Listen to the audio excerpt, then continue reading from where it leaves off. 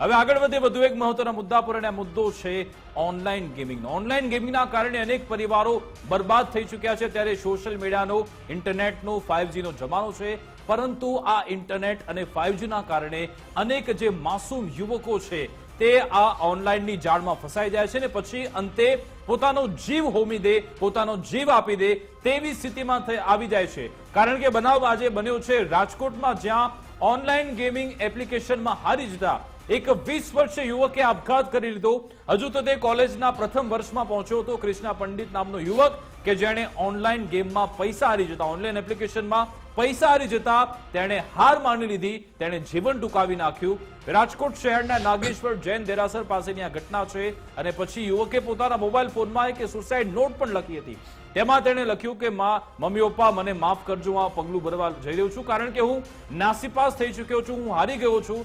પરંતુ કદાચ આ યુવકે તેના માતા પિતા સાથે વાતચીત કર્યો તો તે અત્યારે આખી ઘટનામાં સૌથી મોટો બોધપાઠ એ સુસાઇડ નોટની અંદર લખેલો છે. આખી ઘટનામાં એક જ વાક્ય જે સુસાઇડ નોટની અંદર છે, એને લખ્યું છે કે ઓનલાઈન જુગારી ખતરનાક બીમારી છે. એક વ્યક્તિ જેની ચુંગાલમાં ફસાઈ જાય છે, એવી સ્થિતિમાં આવી જાય છે કે આત્મહત્યા કરવાનો વિચાર આવે અને પછી આત્યંતિક પગલું પણ ભરે છે.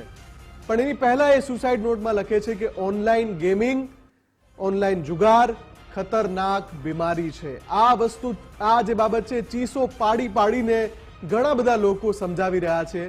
પણ ઓનલાઈનમાંથી રળી લેવાની જેની ભૂખ છે, જેને એમ કહેવાય છે ને કે અત્યારે એક બીમારી એ પણ ચાલે છે કે રાતોરાત સ્ટાર બની જવું છે, રાતોરાત ફેમ કમાઈ લેવી છે, એવી રીતે રાતોરાત નાણાં કમાઈ લેવાની જેની ભૂખ છે, એના માટે આ રાજકોટનો કિસ્સો અને આ સ્યુસાઇડ નોટ વાંચી લેજો. આ ડિટેલ છે બધી.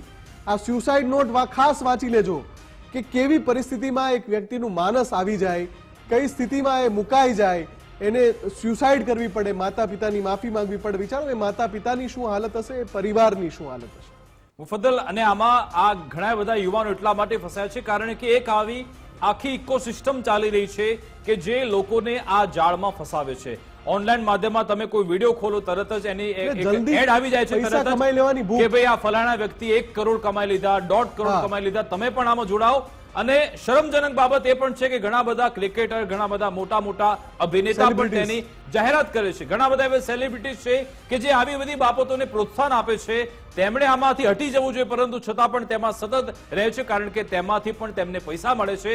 પરંતુ આ સેલિબ્રિટી, આ બધા જે ક્રિકેટર છે, મોટા મોટા સ્ટાર છે, તેમણે આ સમાચાર જોવા જોઈએ કે તમારી આ એક જાહેરાતના કારણે યુવાનો ક્યાં જઈ રહ્યા છે, અને માતા પિતાએ પણ આમાં એલર્ટ થવું જરૂરી છે. આગળ